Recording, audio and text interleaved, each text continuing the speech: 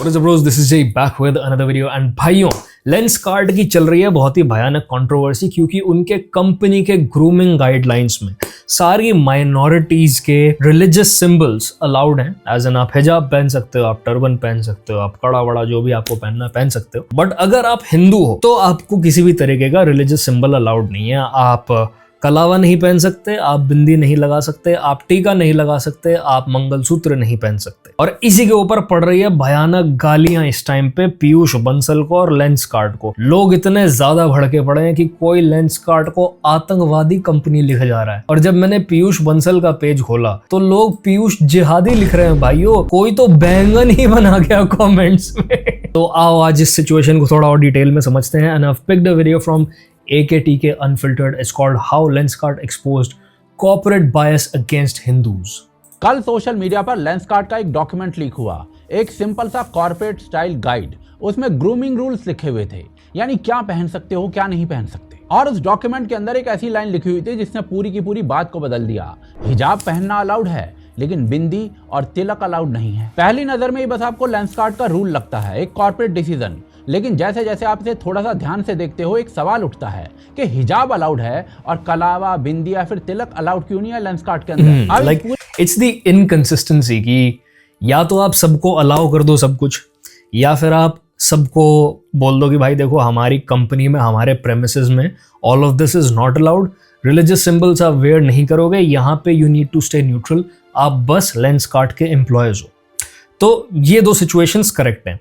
तीसरा सिचुएशन जो है, जो इनकंसिस्टेंसी की मैं बात कर रहा हूं, वो अजीब है कि आपका स्टैंडर्ड एक कम्युनिटी के लिए अलग है और दूसरी कम्युनिटी के लिए अलग है। तो ऑब्वियसली इससे लोगों को ऐसी फीलिंग आएगी ना कि आप एक कम्युनिटी को अलग से नापसंद करते हो, whereas you don't have any problem with hijabs और turbans। क्योंकि अगर आप इसके बारे में सोचो तो भाई टर्बन जो होता है वो एक बड़ी बहुत विजिबल चीज है सर के ऊपर। हिजाब आपके नेक तक, आपके पूरे फेस को, आपके बालों को सब कुछ कवर करता है। कंपेयर टू दैट अ कलावा, हाथ पे बंधा हुआ एक धागा, एक मंगलसूत्र जो कपड़ों में छुप भी सकता है बाय द वे, एक थोड़ा सा सिंदूर, एक टीका, एक बिंदी, इतनी छोटी चीज से किसी को कैसे प्रॉब्लम हो सकती है? कैसे आपके ड्रेस कोड की क्लासीनेस या प्रोफेशनलिज्म खत्म होता है ये सब करने से? Like I am right now wearing these meditation beads, मैं ऑलमोस्ट सारा टाइम पहन के रखता हूँ। हाउ डज दिस और this ring affect the way I am looking right now? I think I look very professional. But नहीं भाई, किसी बहुत ही तीव्र बुद्धि के इंसान ने बैठ के ऐसे रूल्स लिखे और उनको अप्रूव भी कर दिया गया ऑफिशियल गाइडलाइंस के लिए। तो फिर तो मतलब मैं कल ये कह दूं कि भाई साहब मैं जादू के प्लेनेट से आता हूँ, मेरा रिलीजन बकैती है और मेरे रिलीजन की एक बहुत ही कंपलसरी चीज़ है कि मैं आपकी कंपनी में टेंट पहन के आऊँगा, तो प्लीज़ मुझे काला टेंट अलाउ कर दो। और उसके बाद मैं अपने क्यूबिकल में बैठ के पहाड़ वाली मैगी बनानी शुरू कर दूँ। क्या कर लोगे फिर तुम मेरा?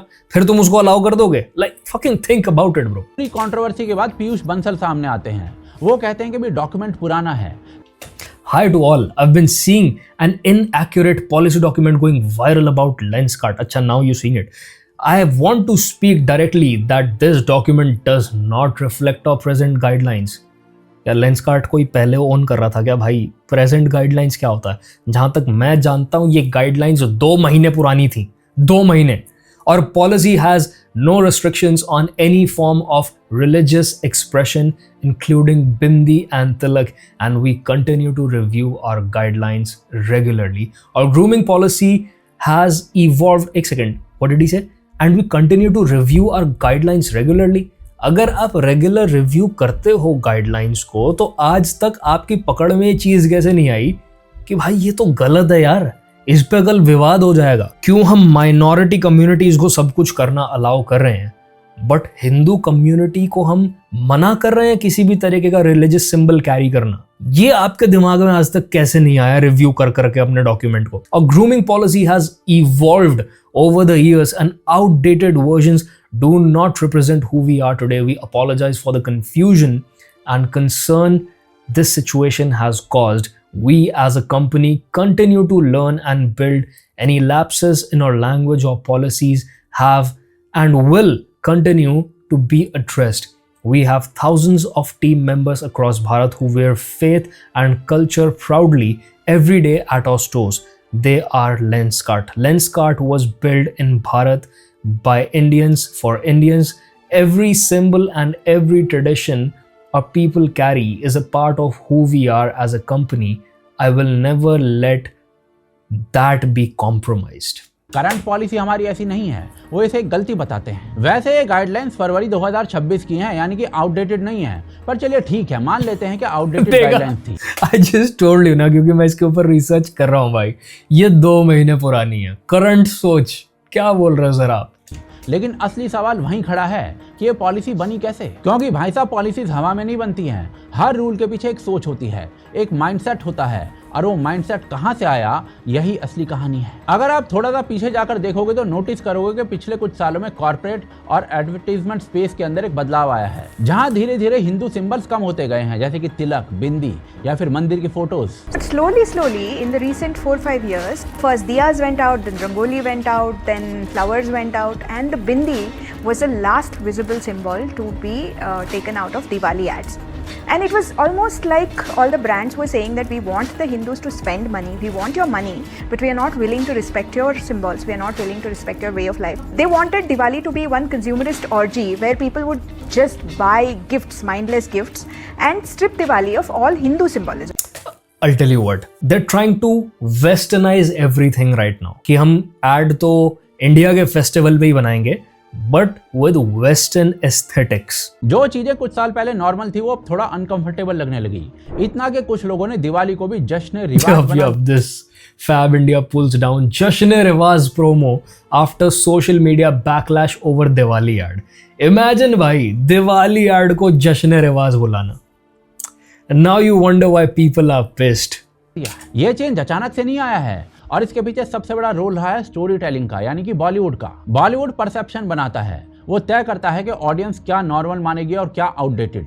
अगर आप ध्यान से देखो तो एक पैटर्न दिखेगा इस सब में। जब किसी कैरेक्टर को ट्रेडिशनल हिंदू सिंबल्स के साथ दिखाया जाता है, जैसे कि माथे पर तिलक, धोती या फिर टेम्पल का बैकग्राउंड, तो उसे बहुत बार या तो बहुत बैकवर्ड दिखाया जाता है, या फिर जोकर बना दिया जाता है, या फिर उसे गुंडे मवाली का रूप दे दिया जाता है। वहीं जब मुस्लिम इमेजरी आती है, यानी कि दरगाह, कव्वाली, सूफी कल्चर, हिजाब, तो पूरा टोन बदल जाता है। लाइटिंग सॉफ्ट हो जाती है, बैकग्राउंड म्यूजिक सोलफुल हो जाता है, सीन में इमोशनल डेप्थ आ जाती है। ये कोई डायरेक्ट और dam, this reminded me of Namita from the shark tank, क्योंकि उनको भी इस टाइम पे हेट मिलना शुरू हो गया along with this whole Piyush Bansal and Lenskart controversy, क्योंकि उन्होंने भी कहीं जाके नमाज पढ़ने के फायदे बता दिए ईद के वक्त। मैं तुम्हें दिखाता हूँ। नमिता, तुम हेल्थ के बारे में इतना बताती हो, do you know the health benefits of नमाज? And it's truly incredible. This Saturday मैंने बहुत मजे से ईद सेलिब्रेट की with some of my closest friends. And पता है, उन्होंने मुझे बताया कि नमिता, तुम हेल्थ के बारे में इतना बताती हो, do you know the health benefits of namaz? And it's truly incredible. Number one, it's a full body exercise. So good for flexibility, blood circulation improve होता है, great for your joints and knees.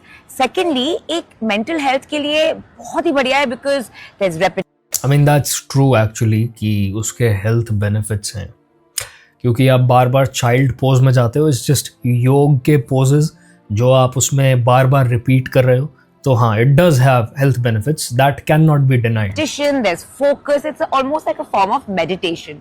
So is Surya Pranam. अगर आप सूर्य प्रणाम करोगे तब भी आपके joints healthy रहेंगे, आपकी पूरी बॉडी फ्लेक्सिबल होगी, ब्लड फ्लो बढ़ेगा, and it also has health benefits by the way.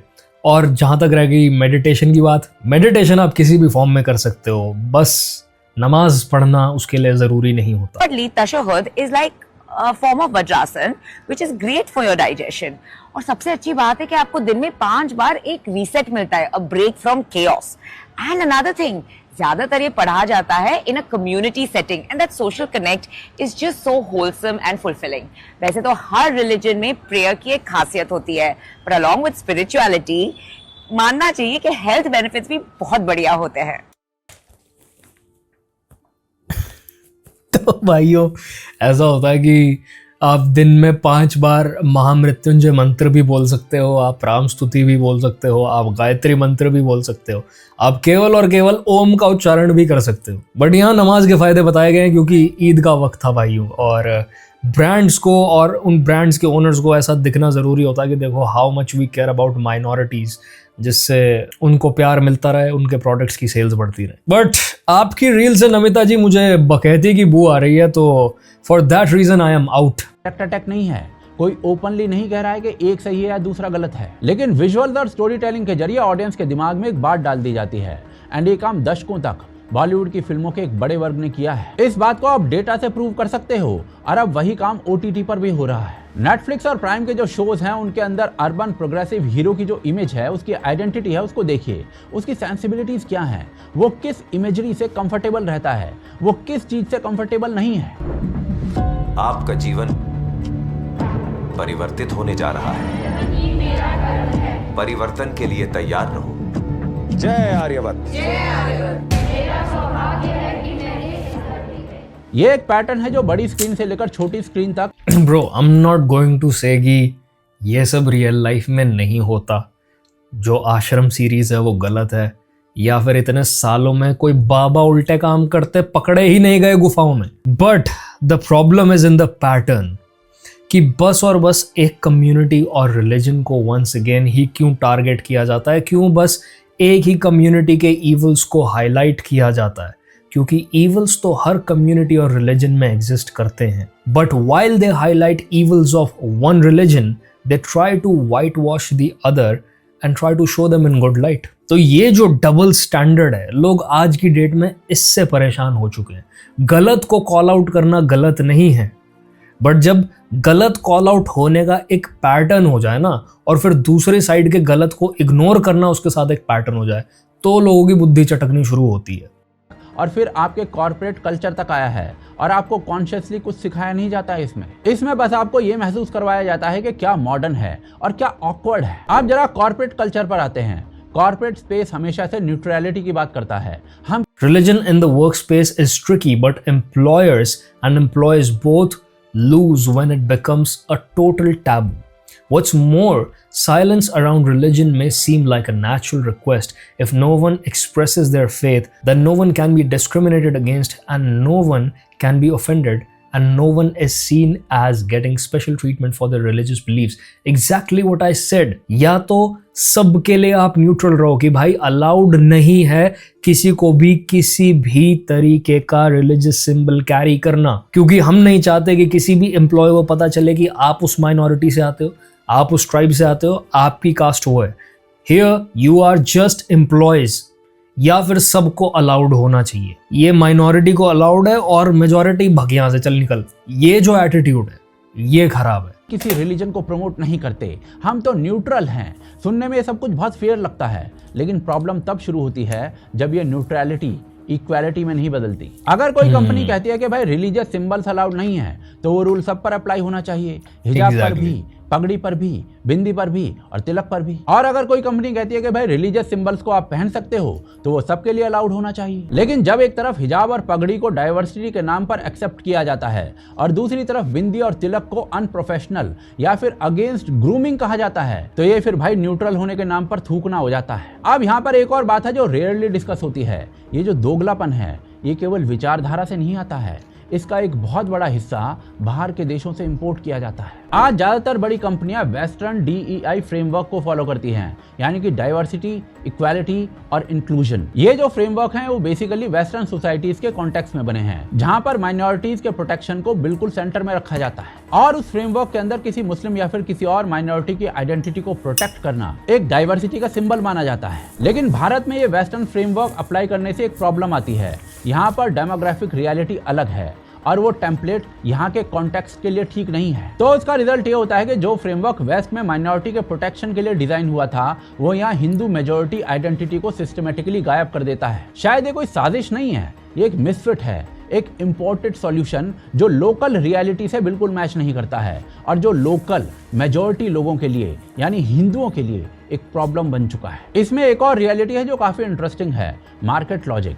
आज बड़ी कंपनीज को ESG स्कोर्स मिलते हैं, यानी कि एनवायरमेंटल, सोशल और गवर्नेंस पर score. International investors, rating agencies और ग्लोबल मीडिया ये ट्रैक करते हैं कि कंपनी कितनी इंक्लूसिव है, कितनी डाइवर्स है। और इस फ्रेमवर्क में भी माइनॉरिटी आइडेंटिटी को प्रोटेक्ट करना एक पॉजिटिव सिंबल माना जाता है, जिसके पॉइंट्स मिलते हैं। एंड हिंदू मेजॉरिटी आइडेंटिटी को प्रोटेक्ट करना उस फ्रेमवर्क में डाइवर्सिटी का सिंबल नहीं है। तो फिर भाई साहब कंपनी नेचुरली उस डायरेक्शन में जाती है जहां पर उसको क्रेडिट मिलता है। चलिए ब्रांड सेफ्टी की बात करते हैं। Exactly what I told you with the whole Namita Thapar reel की भाई, वो ये सब बस दिखने के लिए कर रहे हैं कि भाई देखो हम कितने डाइवर्स हैं, हम माइनॉरिटी को कितना सपोर्ट करते हैं। अगर तुम सिचुएशन से थोड़ा जूम आउट करो तो तुम्हें रियलाइज होगा कि it's not something that was intentionally done against Hindus, but once again जो मैंने बताया ना, वेस्टर्न एस्थेटिक अप्लाई करने की कोशिश करते हैं हिंदू फेस्टिवल एड्स पे भी।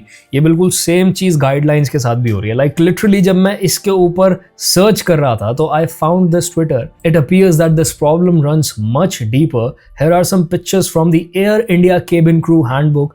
बिंदी, sindoor, tilak etcetera are not allowed. Why are they doing this so blatantly? और तुम ये देख लो भाई, इसमें लिखा हुआ है कि wedding chooda, religious threads, mangalsutra are not permitted.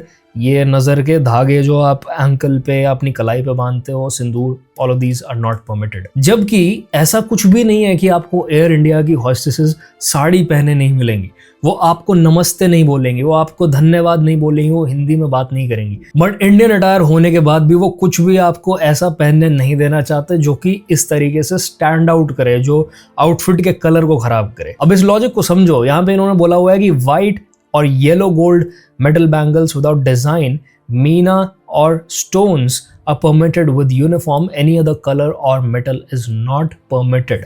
तो तुम समझो, it's for the aesthetic reason, it's not to do something against Hindus। नीचे किसी ने इसी के ऊपर बात कर रखी है, बट हाँ, once again ये बात बहुत अजीब है कि इनको इन चीज़ों से प्रॉब्लम है, whereas जब भी मुस्लिम विमेन की बात आती है तो उनके हिजाब्स को ड्रेस कोड में समहाउ इंटीग्रेट किया जाता है।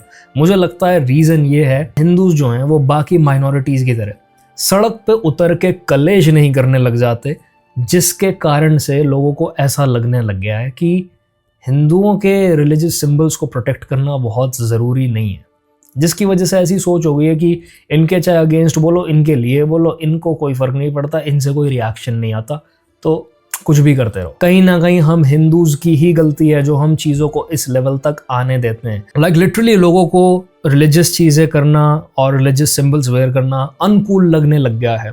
फॉर एग्जाम्पल, ऑकवर्ड गोड का जब पूरा कंट्रोवर्सी हुआ था तो instead of showing not wearing mangalsutra as a personal choice, she was trying to make everything traditional, चाहे वो मंगलसूत्र हो, सिंदूर हो, चाहे वो ट्रेडिशंस हो, even which Shwetab called her out on, और जिसके ऊपर पूरा कलेश हुआ था।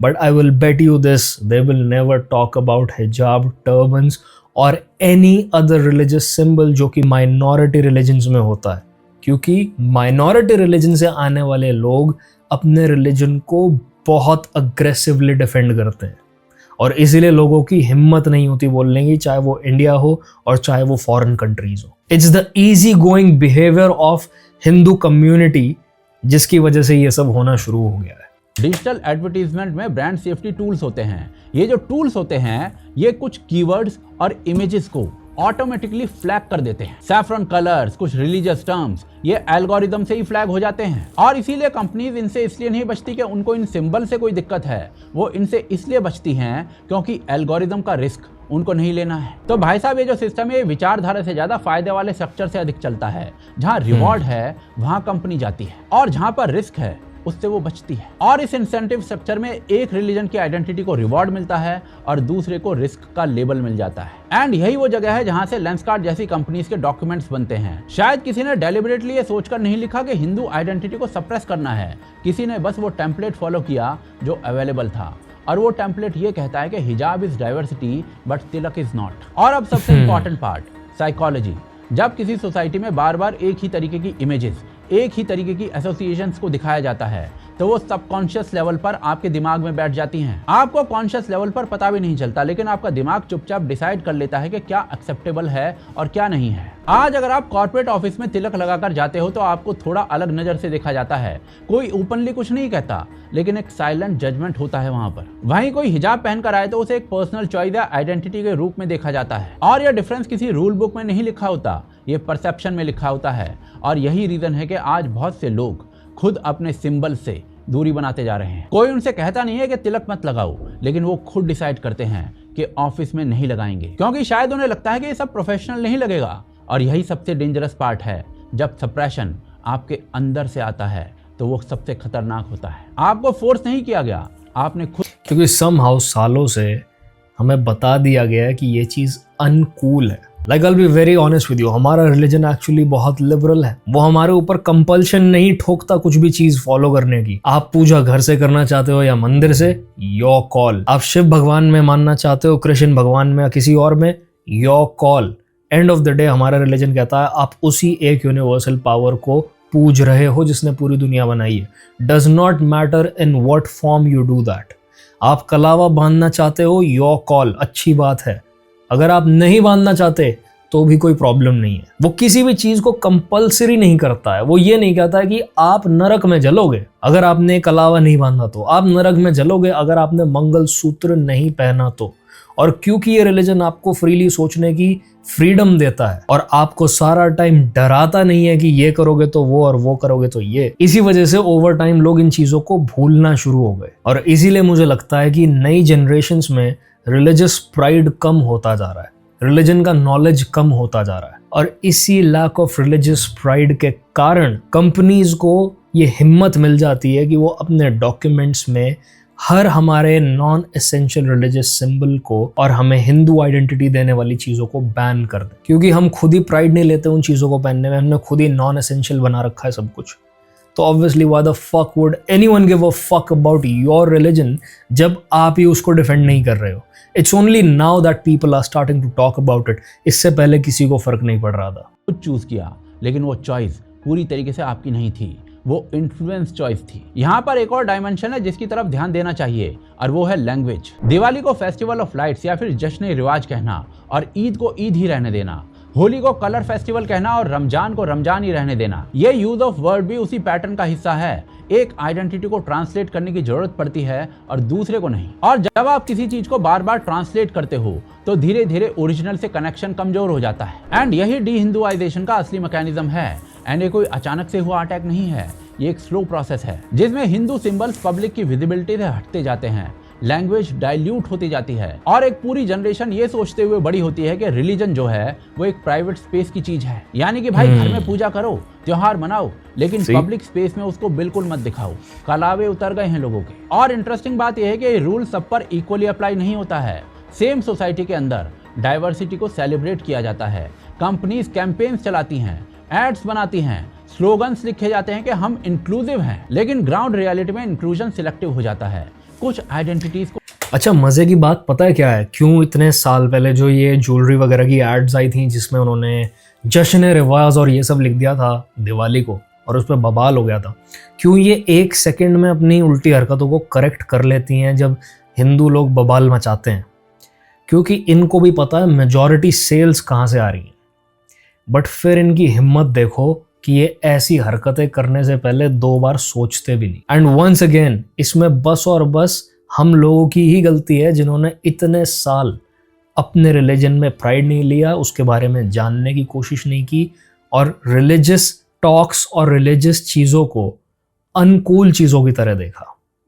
को सेलिब्रेट किया जाता है, कुछ को टॉलरेट किया जाता है और हिंदू आइडेंटिटीज को चुपचाप दबा दिया जाता है। ये सब इंडिविजुअली बहुत छोटे छोटे सिग्नल्स हैं, लेकिन कलेक्टिवली ये नैरेटिव बनाते हैं और यही नैरेटिव डिसाइड करता है कि सोसाइटी खुद को कैसे देखेगी। लेंसकार्ट का डॉक्यूमेंट इसलिए इतना बड़ा इशू बना क्योंकि उसने वो सब कुछ अपने डॉक्यूमेंट में लिख दिया जो अब तक सिर्फ फील किया जाता था। एंड ये सब कुछ तब तक चलता रहेगा जब तक आप लोग सवाल नहीं पूछेंगे। नो बिंदी नो बिजनेस, इस पर आपने आवाज उठाई तो 2 साल के अंदर ही दिवाली की एड्स में मॉडल्स बिंदी और हिंदू सिंबल्स के साथ। सही, अब किसी को प्रॉब्लम नहीं है, अब कोई वेस्टर्न एस्थेटिक पुश नहीं हो रहा है। अब भाई बिंदी भी लग गई है, एक बहुत बढ़िया हार भी आ गया है गले में, सब एकदम इंडियंस वाला है। नहीं तो उससे पहले ड्रेसेस भी चेंज हो रहे थे, साड़ियों के डिजाइन भी चेंज हो रहे थे, बिंदी भी गायब थी, बालों में कोई फूल भी नहीं थे, कानों में कुछ नहीं था। तो भाई आवाज उठाओगे तो सुनी जाएगी, पर हाथ पे हाथ रख के बैठे रहोगे ये सोच के कि हमें क्या फर्क पड़ता है, हम क्यों डिफेंड करें, छोड़ो, तो देखते ही देखते आपकी आइडेंटिटी छीन ली जाएगी आपसे। दिखने लगे। एंड जब तक आप कॉर्पोरेट कल्चर में हो रहे इस डिस्क्रिमिनेशन के खिलाफ नहीं बोलेंगे तब तक सब कुछ एल्गोरिदम और रेटिंग एजेंसीज तय करेंगी। क्योंकि भाई साहब लेंसकार्ट का केस तो बस सामने आया है, लेकिन हिंदू सिंबल्स का सप्रेशन कदाचित हजारों जगह हो रहा है। I work in a global IT MNC. I used to write धन्यवाद at the end of emails instead of regards or thanks. अब तुम ये सोच सकते हो कि भाई ये तो stupidity है भाई, तू धन्यवाद क्यों लिख रहा है, एक फॉर्मेट है उसको फॉलो कर. बट हमारी भाषा क्या है, हम हेलो गुड मॉर्निंग नहीं बोलते, हम नमस्ते बोलते हैं. But we've lost it. हम धन्यवाद बोलते हैं, हम थैंक्स, थैंक यू ब्रो, हम ये सब नहीं बोलते हैं. Obviously we have learn the language, हमें इतना दिमाग है कि हम 2 या 2 से ज़्यादा लैंग्वेजेस एक साथ सीख पाएं. But that does not mean कि हम अपनी भूल जाएं और अपनी को अनकूल सोचने लगे. My Hindu Indian managers forced me to stop writing धन्यवाद. तुम देख रहे हो किस लेवल पे अपनी आइडेंटिटी लूज कर गए हम लोग. But my Japanese colleagues kept writing इतादाकिमास. French colleagues kept writing bonjour, Italian colleagues kept writing saluti, etc. और इसी कारण आज दुनिया में जापानीज एनिमे फैले हुए हैं. लोग उनकी लैंग्वेज सीखने की कोशिश कर रहे हैं. दुनिया रामेन खा रही है. क्यों? चाहे पॉपुलेशन में कमी क्यों ना हो. They take pride in their culture and protect it. And once again, our religion gives us the freedom to follow the religion the way we want to, and what religious symbols we want to carry with us or on us. But that does not give a company or an organization the right to dictate personal choice on what should be essential and what should not be. So although मुझे नहीं लगता है कि पीयूष बंसल या Lenskart ने कुछ भी जानबूझ के किया है, but वो इनकंसिस्टेंसी को उस रूल के एप्लीकेशन में ना पकड़ पाना एक बहुत ही बड़ी बेवकूफ़ी रही भाई इनके एंड पे. सो लेट मी नो तुम्हारे क्या विचार हैं इस सिचुएशन पे, and I will see you brothers in the next one. Piece.